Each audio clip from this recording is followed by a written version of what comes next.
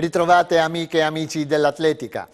Il vice direttore tecnico per l'attività giovanile Antonio Andreozzi ha comunicato i convocati per i campionati del Mediterraneo Under 23 in programma a Pescara sabato 10 e domenica 11 settembre. Gli azzurri che parteciperanno alla quarta edizione della rassegna sono 75 in tutto, 40 uomini e 35 donne.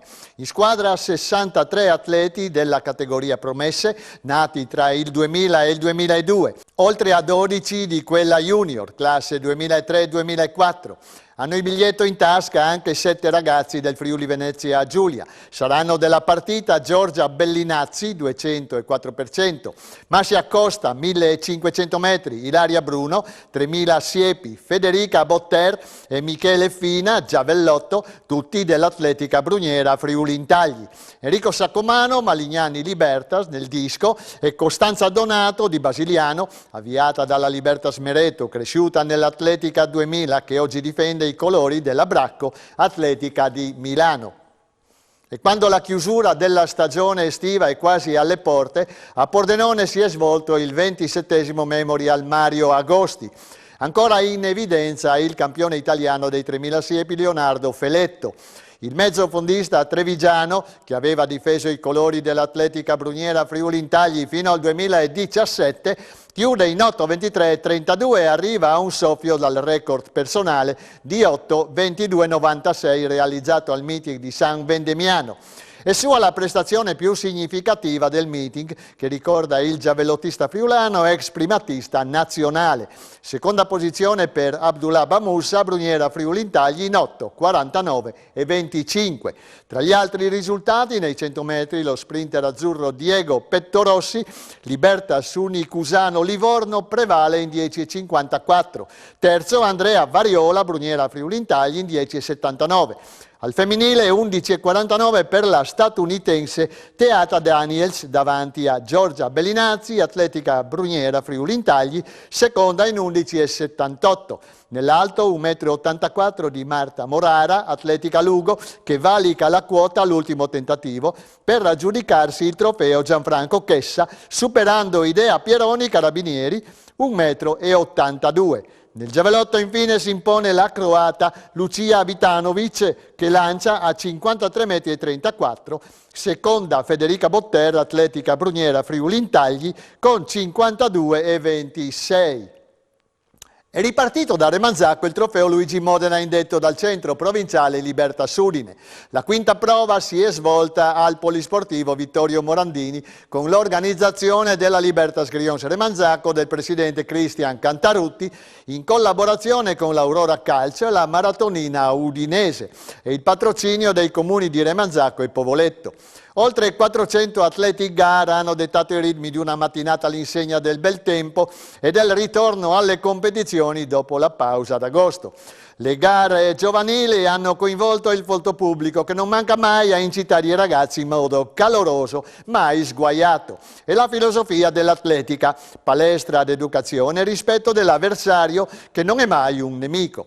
A Remanzacco si assegnavano i titoli provinciali di salto in lungo ragazzi, peso ragazze, 300 ostacoli cadetti e cadette e giavellotto cadette. Ed è stato lo stesso presidente della FIDAL di Udine, Massimo Patriarca, a consegnare le maglie ai neocampioni Edoardo Di Martino, Lupignanum, Margherita Damiani, Libertas Mereto, Gabriele Zanfagnin, Libertas Friul Palmanova, Carlotta De Caro e Chiara Damiani, Malignani Libertas.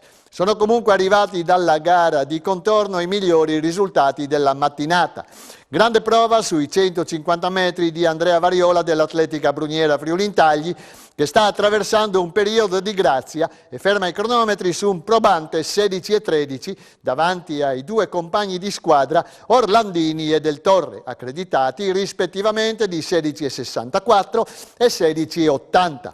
Un altro che sta molto bene è Andrea Lamparelli del Malignani Libertas, che dopo aver corso gli 800 a San Vito la scorsa settimana in 1:52,88 piazza 1 minuto, 4 secondi e 51 sui 500 in una gara dove anche Matteo Jereb scende sotto il minuto e 5, 1 minuto 4 e 87. Molto bene anche Alice Beltramini, allieva della società di casa, che corre i 150 in 19.34 ed entra nella top 10 all time di categoria, precedendo l'altra allieva Margherita Petrussa 19.81. Francesca Menotti della Libertas Friuli Palmanova, dal canto suo, non si fa sfuggire i 500 correndo in 1, 15 e 11. Nei cadetti Leo Domenis della Trieste Trasporti sui 150 precede in 17.09 Ovidio Tataru 17.78, Simone Feruglio 18.21 ed Emiliano Infanti 18.25, mentre i 300 ostacoli vanno a Gabriele Zanfagnin della Libertas Friuli Palmanova che si migliora sensibilmente con 42.98. La sorpresa sui 300 ostacoli cadette viene da Carlotta De Caro del Malignani Libertas, che all'esordio in questa gara piazza un 47,92. Non male anche il giavellotto, dove Chiara Damiani, anche lei del Malignani Libertas, migliora il season best regionale con 37,45 m. Nei ragazzi Marco Freschi dell'Atletica Dolomiti Friulane vince i 600 in 1,40,10 e Margherita Cengarle dell'Atletica 2000 Codroipo è la migliore dell'anno sui 150 con 20 secondi e 99. Abbiamo raccolto le parole di alcune delle autorità presenti sul campo di gara. Sentiamo. La quinta prova del Trofeo Modena che la nostra società organizza ormai da diversi anni in questo periodo, secondo me è la conclusione migliore di una stagione e l'inizio migliore di una stagione, perché la partecipazione, i ragazzi che dopo le ferie estive si rimettono in gioco sono il punto di partenza per quello che sarà il prossimo anno. Noi come società stiamo crescendo sempre di più, i numeri aumentano e questo è bello perché significa che l'atletica è ancora uno sport che piace ai ragazzi, che piace ai bambini, e come società cerchiamo sempre di fare il meglio in modo che abbiano tutto ciò che serve per una crescita secondo quelli che sono i valori dello sport. E abbiamo il gruppo degli esordienti che partirà a breve, abbiamo più di 60 iscritti già, abbiamo i ragazzi seguiti dalla nostra super Sandra Candelotto, che quest'anno sarà affiancata da dei tecnici nuovi, tra cui cito Matteo Jereb, che è un nostro atleta di punta, tra l'altro assoluto, che ha già deciso di intraprendere la carriera da allenatore, come affiancamento per il momento, a significare che l'atletica non è soltanto gare e allenamenti, ma è anche un percorso, una società, una famiglia legata poi al territorio in cui è. Ci chiamiamo Libertas Grions Remanzacco perché siamo Grions e Remanzacco e quindi non possiamo non lavorare per questo territorio per tutte le età. È un piacere essere qui e presenziare al Trofeo Luigi Modena. Come amministrazione di Povoletto noi ringraziamo il presidente Cristian Cantarutti della Libertas Grions Remanzacco e tutti gli allenatori e volontari che si sono prodigati per la realizzazione di questo evento. Oltre 400 iscritti, quindi un grande successo e anche la dimostrazione dei risultati di un'attività che viene fatta costantemente sul territorio. Quindi di nuovo grazie e in bocca al lupo per questa e per le prossime edizioni. Quinta prova del trofeo giovanile Luigi Modena, Grions Remanzacco, stadio di Remanzacco.